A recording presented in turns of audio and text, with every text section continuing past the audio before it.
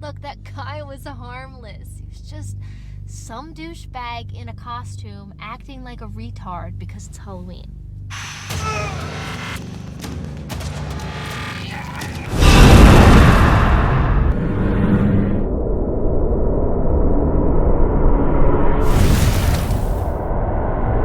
You saw the movie for the first time yesterday, right?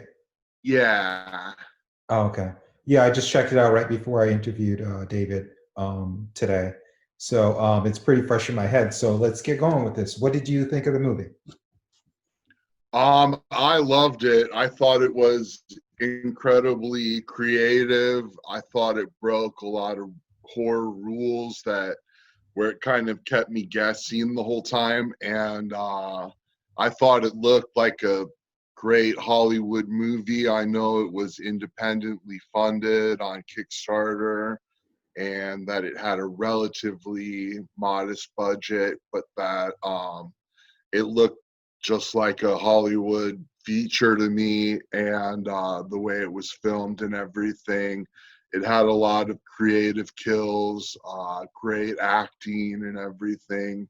I was really impressed by it, and I was really late to the game too. It's like, as a horror fan, I should have seen this years ago, and as somebody who like plays an evil clown on the internet, it's like my job to keep on top of these things. So I feel ashamed that I even waited so long to see this, but I'm really glad that I did, and I super enjoyed it. Yeah, you're slipping, Mormo. You should have been aware of this. Yeah, definitely, definitely. I got like, whether I want to or not, I got to go see all the clown movies. I haven't seen Wrinkles the Clown yet either. I still need to see that one. You're gonna have to revoke your evil license and just be a happy clown if you're not gonna see all these evil clown movies. So, a few interesting things about this movie in that it did break a few conventions. What did you think of the fact that the final girl wasn't the final girl? In that Tara, who seemed like she was going to be the lead character, actually dies halfway into the movie.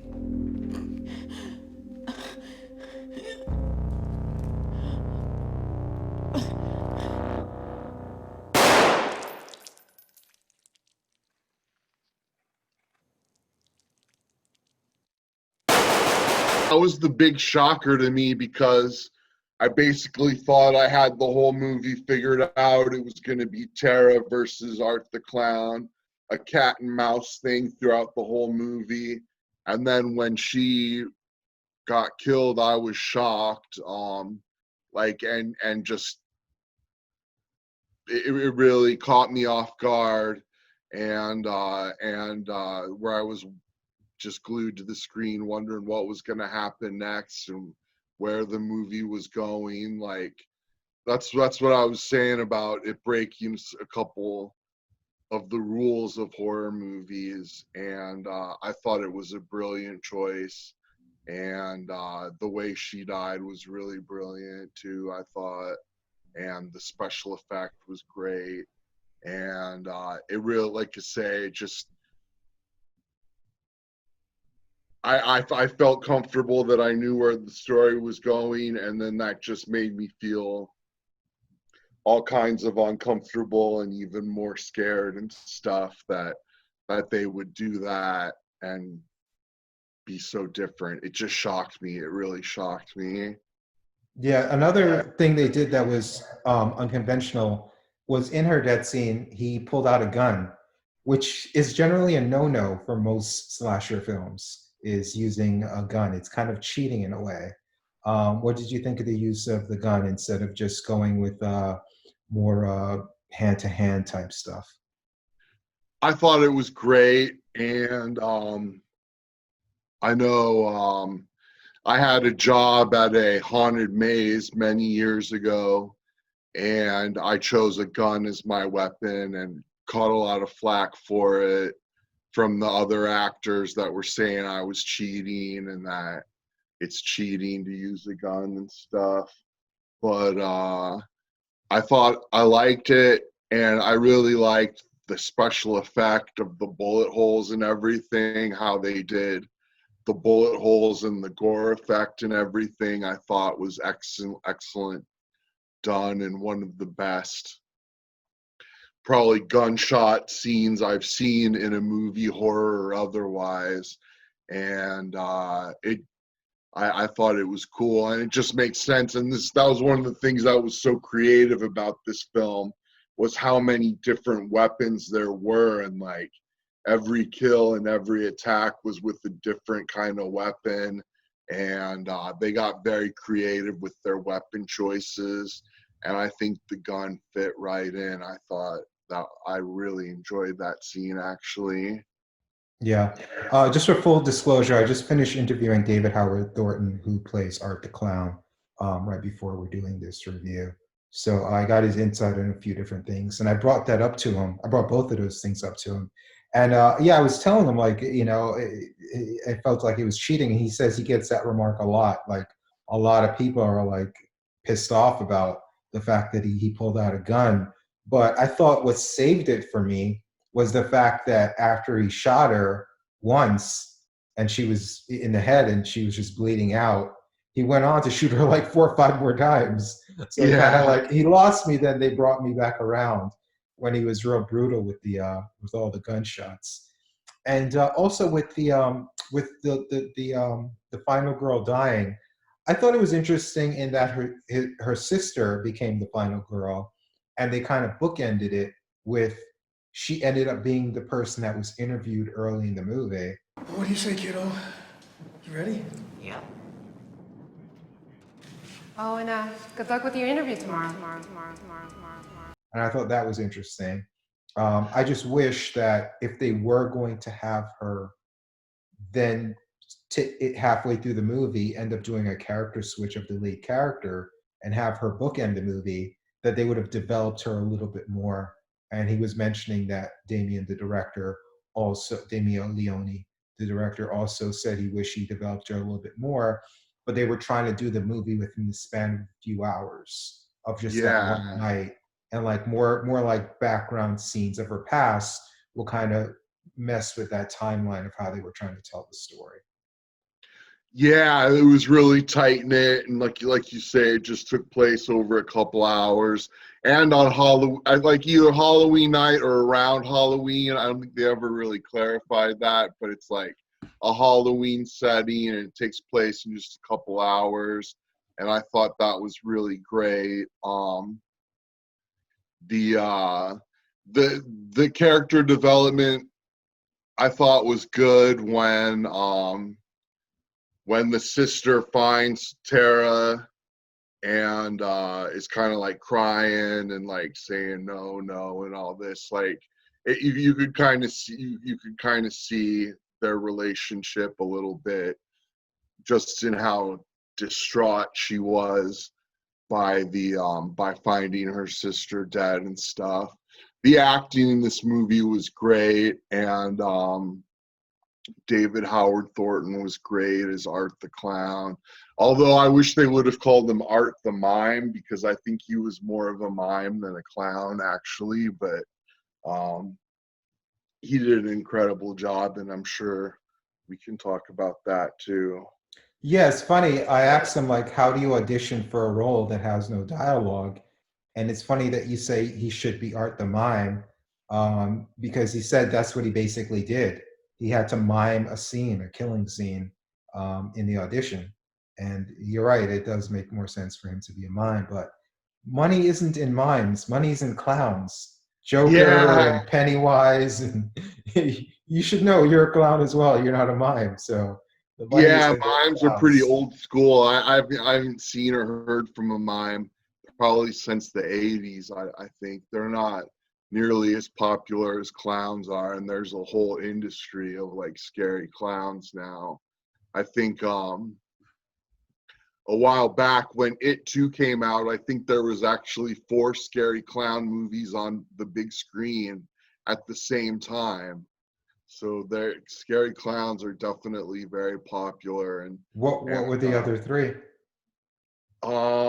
It was It, Wrinkles the Clown, One that was about a haunted maze and had clown masks in it. I didn't see it. And then there was another one too, and now I can't remember it. But I counted, and there was like 4 clown movies out, all on the big screen, all at the same time. Yeah, it's becoming so popular. It might even become like a subgenre of the horror genre. Is the subgenre of clown movies, killer clowns.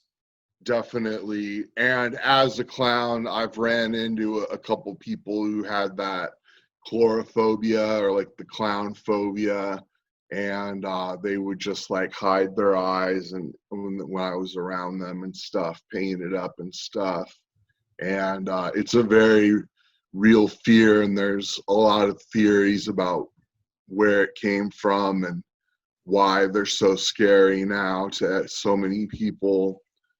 One theory being the movie Poltergeist with the clown doll, and another theory just being like that there was a time when children's rooms were decorated with clowns, and that seeing a clown after midnight in the dark in your room as a kid like scared a whole generation and scared them against clowns. And then of course There's John Wayne Gacy. John Wayne Gacy and the movie and book It, and Well, the real person more so than the movie and the book, but like, yeah, the real killer clown. So that definitely plays a part of it as well. oh, So, for sure. yeah, yeah. Yeah, it's a pretty interesting movie. But I watching it, there was one scene in particular that kind of like made me wince a little bit and kind of reminded me of the time I saw Cannibal Holocaust. And that's a scene where the girl gets cut in half.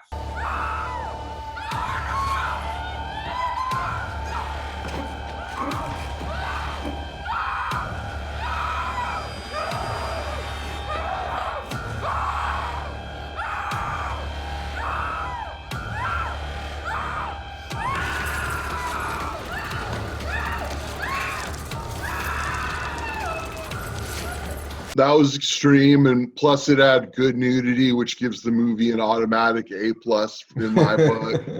But it was definitely one of the goriest things I've seen in a while, and extremely well done, and it seemed very realistic, and that was definitely a frightening and gruesome scene for sure. And that actress was so good too. The one, I can't remember her character's name, and I don't. Character's name is Dawn. Oh, sorry. Great character and everything. So you really felt for these girls. You like say it all happens very fast in a short period of time, but they just both seemed like real likable characters. Just kind of fun-loving and kind characters, and so to see them get brutalized was very unnerving and scary for me, I think. Mm-hmm.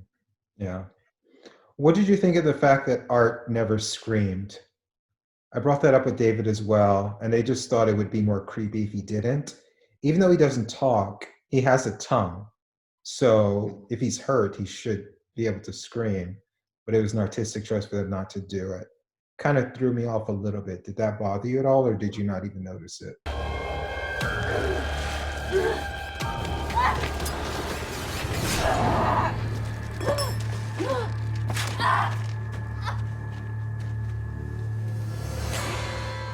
I enjoyed it, and I did notice it that he mimed screaming. He mimed all of the pain on his face and would like open his mouth for a scream, and he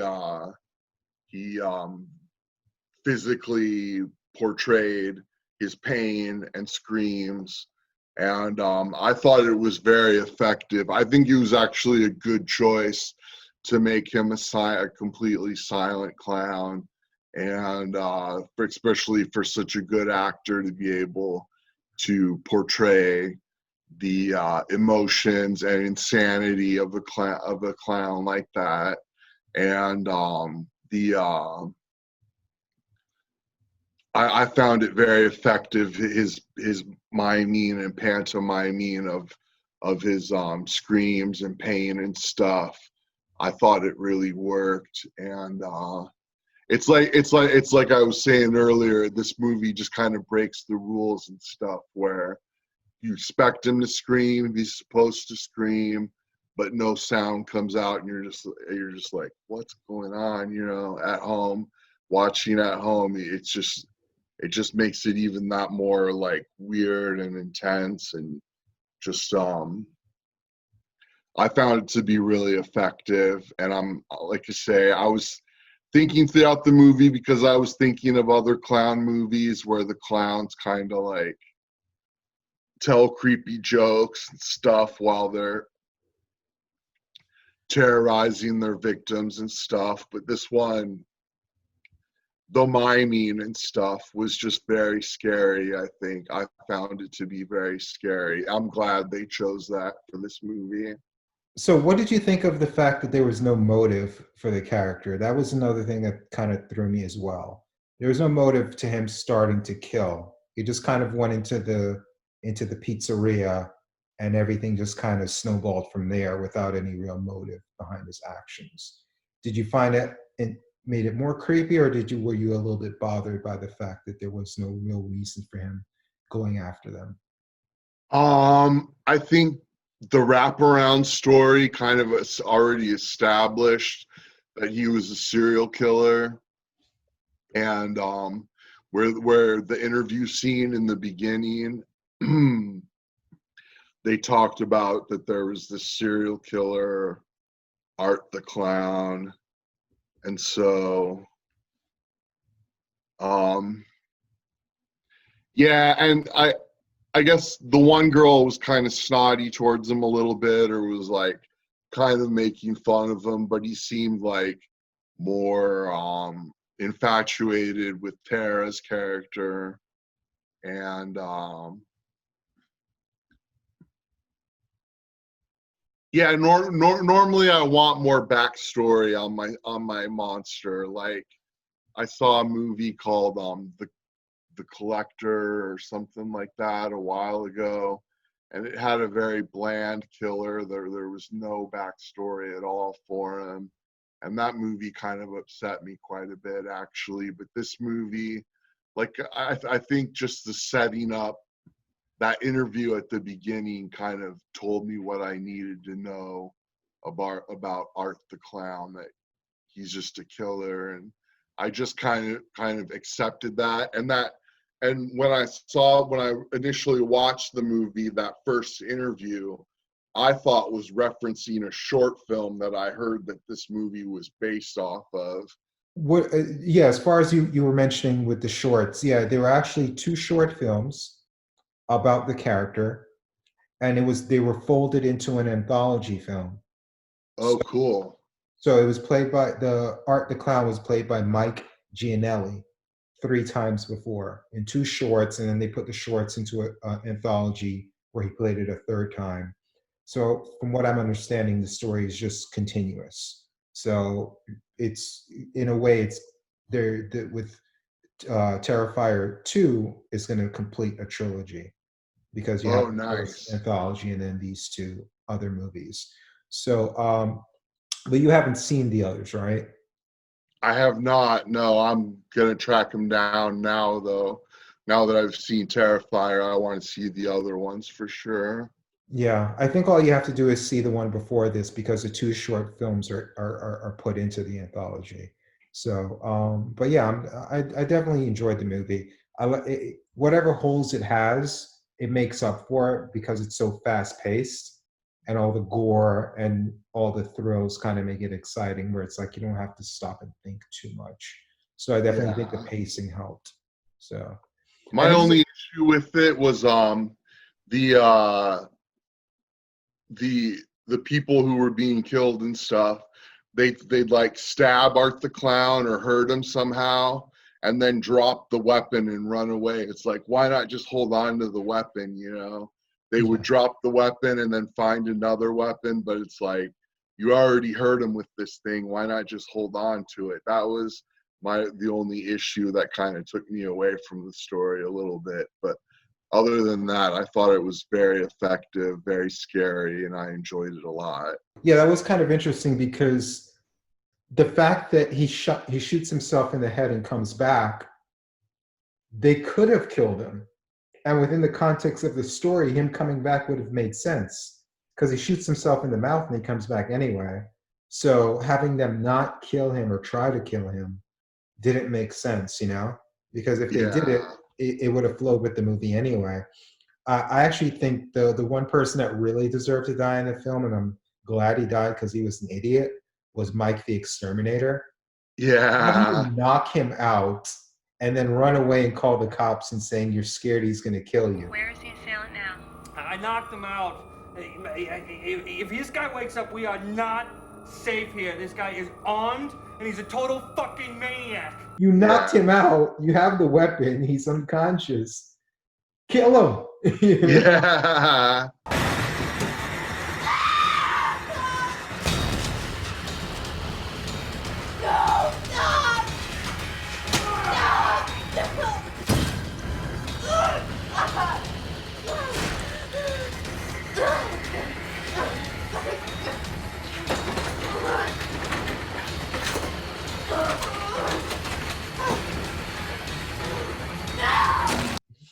Yeah, definitely. And he was also kind of like a little blasé or something towards that homeless woman with the little baby. Like, the way he treated her was not that great. Get the hell away from me. I'm telling you, he knows I know, and he's gonna try and kill me before he kills you. Don't touch me. Don't. Help me! Please, help me! Away from me!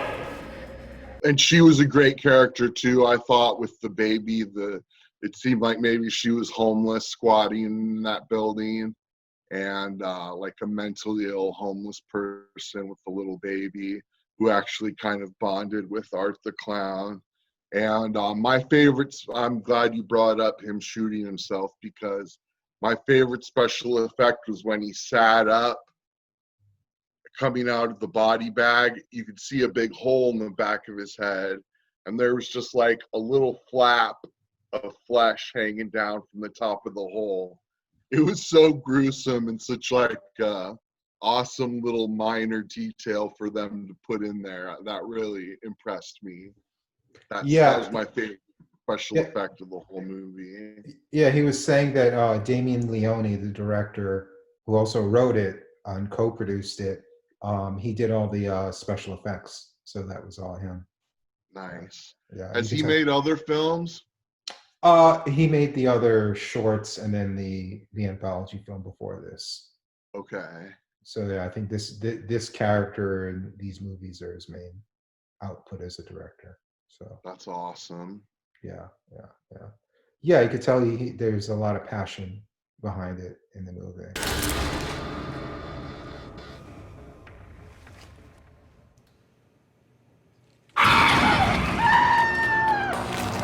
So definitely 2 thumbs up for Terrifier, and part 2 is going to be a while before it comes out because of the whole quarantine thing and with the COVID-19 situation. But from my understanding, it's mostly already been shot. There's just a few scenes left, but it's going to take a while for them to get to those few scenes. But once it comes out, definitely highly recommend it. Entertaining, at least this first one here. And at some point, I may check out the anthology and review that as well. So, all right, thanks for listening.